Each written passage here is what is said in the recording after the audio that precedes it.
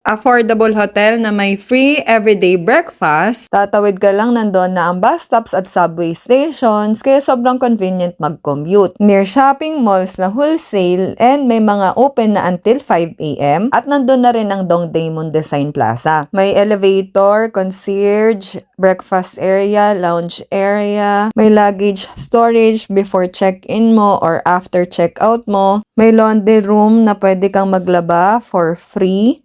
At may sampayan na rin yan sila dyan. At ang pinaka-favorite ko sa lahat, may malaking window sa room. At overlooking ito sa Namsan Tower. Tapos may part pa ng window na pwede mong i-open kaya mararamdaman mo yung hangin sa labas. Hello everyone! This is Jazz and this is my husband Jack and we've been traveling for almost 12 years now. At i-share namin sa inyo ang isa sa pinakagusto naming hotel dito sa South Korea. Top 2 nga namin to out of 5 na stayan namin as of this date. Dalawang train ride lang siya from Incheon Airport at dito na kayo mismo bababa sa Dongdaemun History and Culture Park. Pwede kayo mag-exit sa 8 or sa 5. Ito yung exit 8. Tapos, yung puno na yan, merong building sa likod niyan. Ayan, yung nakikita nyo. Yan na yung mismong hotel.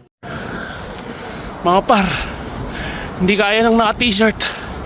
Ang lamig talaga. Nakatatlong patong na siya. Ang dami. Yan, kung sa kami nakaharap, lakad lang kayo papunta dyan. Ayun na yung mismong building yung malaki na yan. Tawid lang. May nakalagay doon sa mismong building na K Guest House, Dongdaemun Premium. Yun yung pangalan ng ating hotel. Tapos sa baba guys, yung first floor ng building ay may showroom ng Kia. Tapos pasok lang kayo dito sa gilid. Let's go.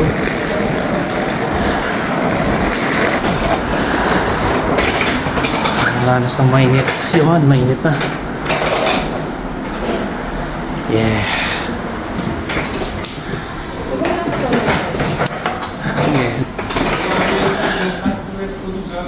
Malaki kahit papano yung hotel, tas marami kayong mga kasama na iba-ibang nationality na naka-check-in din. Yung reception guys, nasa 3rd floor. Akit lang kayo dyan sa may elevator. Pagdating natin dito sa 3rd floor, yan, shoutout dyan kina ate na Filipina. Dito sila nag-work sa hotel. Tapos, nagkaroon lang kami ng quick encounter kasi nag-work kami na parehas kaming Filipino. Check-in time, guys, is 3 p.m. Check-out time is 11 a.m. the next day. So, ito na yung room tour, guys. Hindi napakita sa video pero maluwag naman yung hallway. Tapos, naka-key card system yung room and yung electricity. Yung left side, guys, walang cabinet pero maluwag naman siya. Pwede nyo paglagyan ng malaking luggages nyo, may hanging rack din.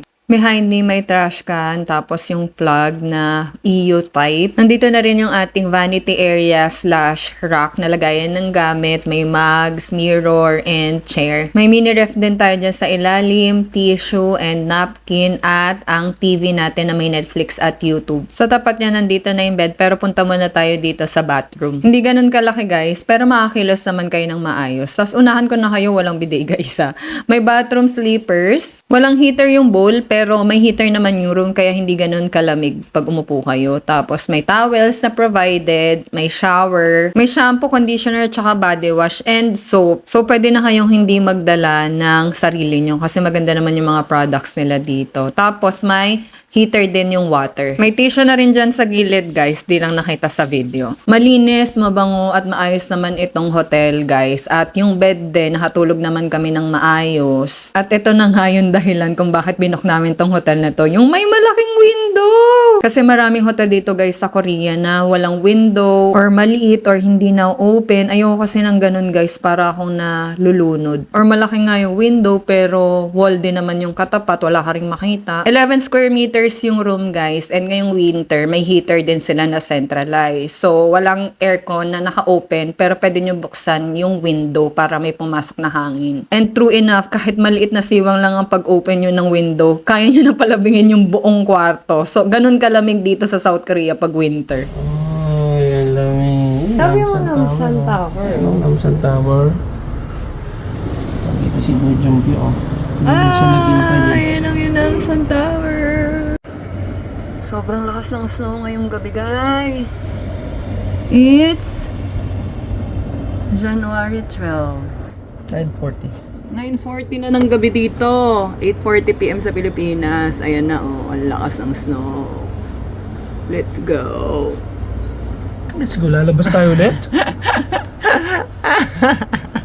Pag nag-travel kayo sa Korea, guys, ganito yung saksakan nila. Kaya napaka-importante na meron kayong ganito. At mas maganda kung may extension cord kayo katulad nito. Orico ito, na maraming saksakan. USB-A, Type-C, ayan, ang dami. Marami kayong malalagay. And Philippine plug. Gaganyan pa siya, guys, kaya hindi masikip sa luggage kasi ganito lang mismo yung i-store nyo sa luggage nyo. Tapos, ito lang isasaksak nyo, guys, dito. Tapos, saka nyo isaksak itong extension cord nyo. Kayong masasaksak, 'di ba?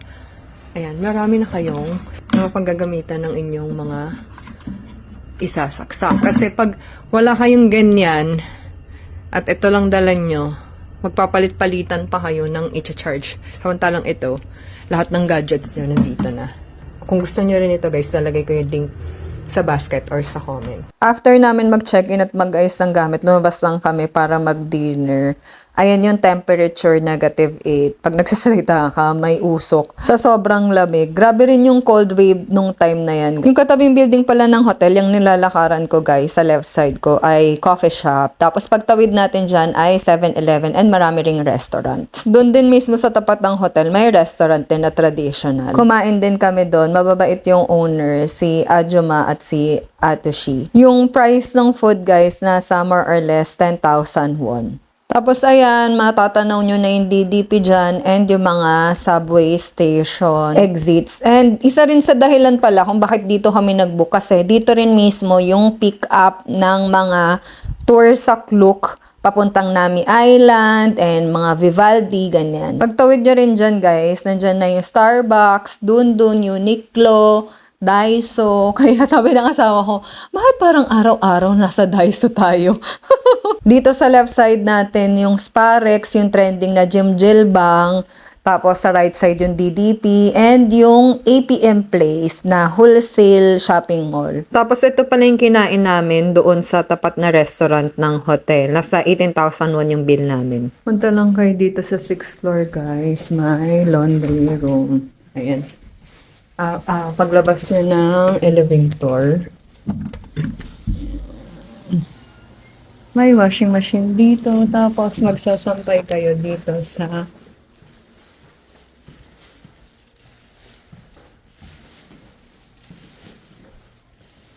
lounge area. May mga upuan dyan. Yan. Morning, guys. Nasa 3rd floor, guys, yung breakfast area. May air fryer dyan, electric kettle, may lutuan din, may juice, may milk, may cereals, may wheat bread, butter, and strawberry jam. So, light lang ang breakfast dito sa Korea. May bread toaster din. Tapos, lahat yan ay free to use. Hindi ko pala na-videohan, guys, yung mismong breakfast area. Pero sa 3rd floor lang din yun. Wala kasi ditong video sa phone ko. Pero baka meron sa camera for YouTube travel vlog natin. I-edit ko pa and i-upload sa YouTube. So, pakiabangan na lang kung gusto nyo pa ng other details tungkol dito sa hotel. And kung gusto nyo rin i-book itong hotel na to, ilalagay ko na lang yung link kung saan kami nag-book. We booked it for only 17,700 for 8 days and 7 nights. And yung rates, guys, nagva-vary depende sa season and availability ng hotel. Tapos binook ko to parang 1 month and a half before our travel date. Check nyo na lang sa comment section yung link para hindi na kayo mahirapan maghanap nitong hotel online. Sorry, guys, napahaba itong vlog, pero gusto ko talagang i-share sa inyo halos everything na tungkol dito and to help you guys. Kaya if you're traveling to Korea soon, save nyo na to para sa reference nyo. Kung haabot din kayo sa part ng video na to, thank you for watching, guys. Follow me for more videos like this. God bless!